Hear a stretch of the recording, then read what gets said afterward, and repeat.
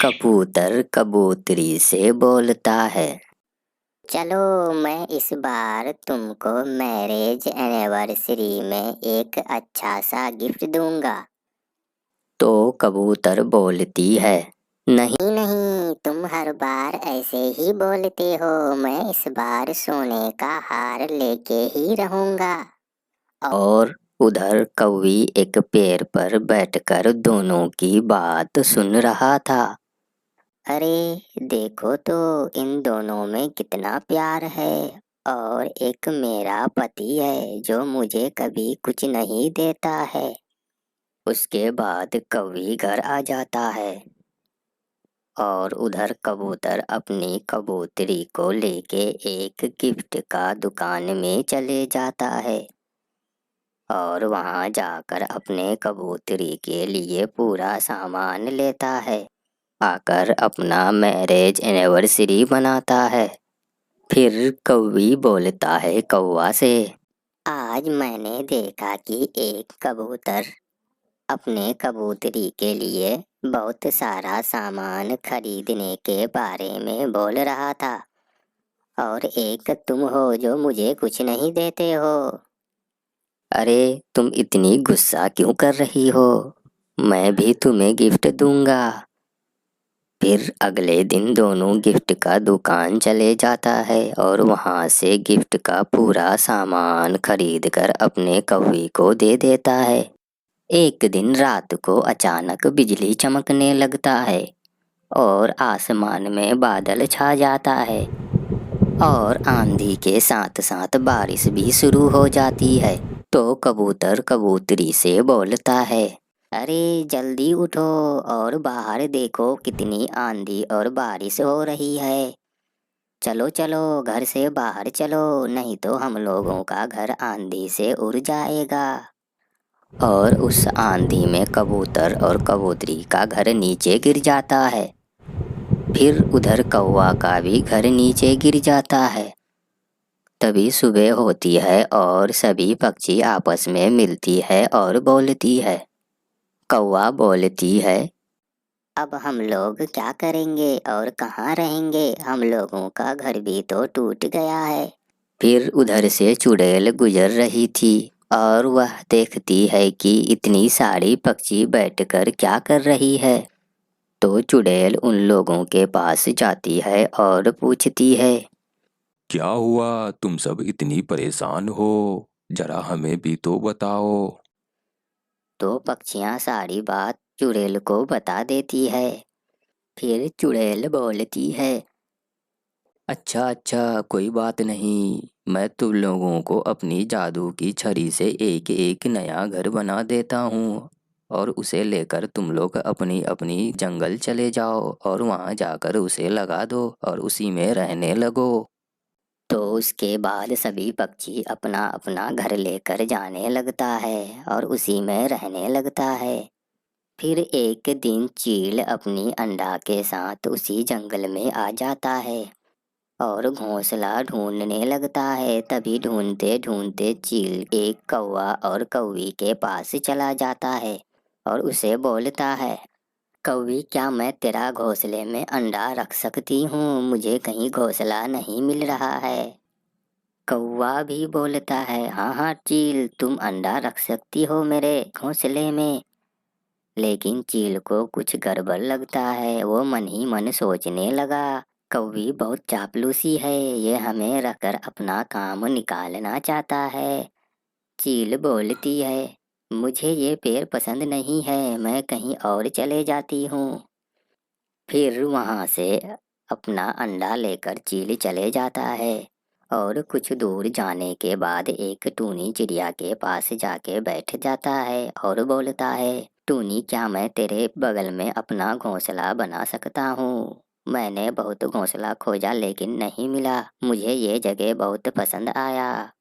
तो टूनी बोलती है, अच्छा ठीक है, आप रहना चाहती हो तो रह सकती हो, यहाँ एक घोंसला खाली है। फिर उसके बाद दोनों एक साथ रहने लगते हैं।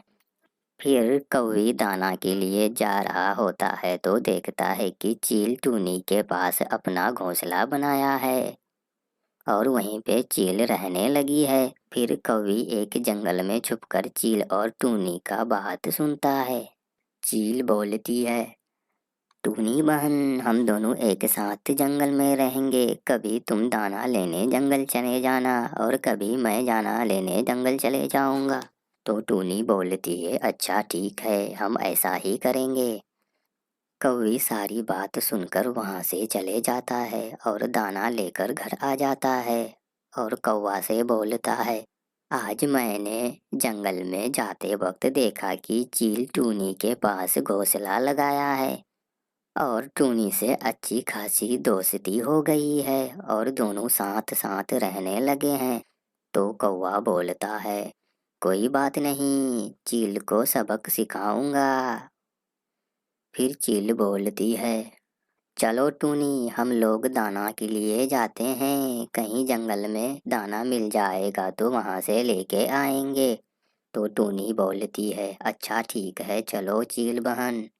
और इसी तरह दोनों एक नदी किनारे चला जाता है और वहां जाकर दाना ढूंढने लगता है। तभी उसी जगह कौवी भी आ जाती है और टूनी को बोलती है, ये जगह मेरा है, तुम यहाँ से दाना नहीं ले जा सकती हो। टूनी बोलती है, कौवी, जंगल तो सभी पक्षी का है, इसमें सभी पक्षी का हक है दाना ले जाने के लिए, लेकिन तुम इसमें अपना हक कैसे जमा सकती हो।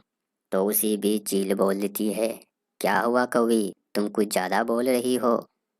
जंगल किसी एक का नहीं होता है, जंगल तो सबका होता है, सब कोई यहाँ से दाना ले जा सकता है। उसके बाद दोनों दाना लेकर घर आ जाता है। फिर कौवी बोलती है, अच्छा ठीक है, टूनी को चील का साथ मिल गया है तो वो कुछ ज्यादा बोलने लगी है, मैं उन दोनों को जरूर सबक सिखाऊंगा। फिर कौवी दोनों के घोंसले के पास आ जाता है और वहां देखता है कि टूनी और चील अपने अपने घोंसले में नहीं है और वहां आकर कौवी दोनों का अंडा बदल देता है और बोलता है, अभी तो खेल शुरू हुआ है और आगे आगे देखो क्या होता है। और फिर उसके बाद कौवी वहां से चले जाता है। चील बोलती है, टूनी, तेरे अंडे से चूजा निकलने में कितना देर लगेगा। तो टूनी बोलती है, अभी और 10 दिन लगेगा। और तेरा, मेरा भी 10 दिन लगेगा। अरे दोनों का एक ही समय है अंडे से चूजा निकलने का। फिर समय बीतता गया और कुछ दिन बाद दोनों के अंडे से चूजे निकलते हैं। तो देखता है कि दोनों के अंडे से अलग अलग चूजा निकला हुआ है। तो चील बोलती है, अरे ये क्या, मेरे अंडे से तो टूनी का बच्चा है। और टूनी बोलती है, इधर मेरे अंडे से चील का चूजा है। लगता है ये कौवी का जरूर कोई चालाकी है, वो हम दोनों के बीच में दुश्मनी फैलाना चाहता है। फिर समय बीतता है और चील टूनी से बोलता है, टूनी, मैं अब यहाँ नहीं रह सकता हूँ, मेरे पास मेरा बच्चा हो गया है, मैं अब यहाँ से चले जाना चाहती हूँ। फिर चील अपने बच्चे को लेकर वहाँ से चले जाता है। और तभी पेड़ पर बैठा हुआ कौवा और कौवी चील को देखने लगता है। उसके बाद कौवी बोलती है, चलो हम टूनी के पास जाके पूछते हैं कि चील तेरे पास से क्यों चला गया। उधर टूनी रो रही होती है और बोलती है, अब मैं क्या करूँ, मेरा तो अकेला मन ही नहीं लग रहा है। फिर कौवी टूनी के पास आती है और देखता है कि टूनी रो रही है। तो कौवी बोलती है, क्या हुआ टूनी, क्यों परेशान हो इतना। तो टूनी कौवी से बोलती है, चील मुझसे दोस्ती किया और फिर छोड़कर चला गया।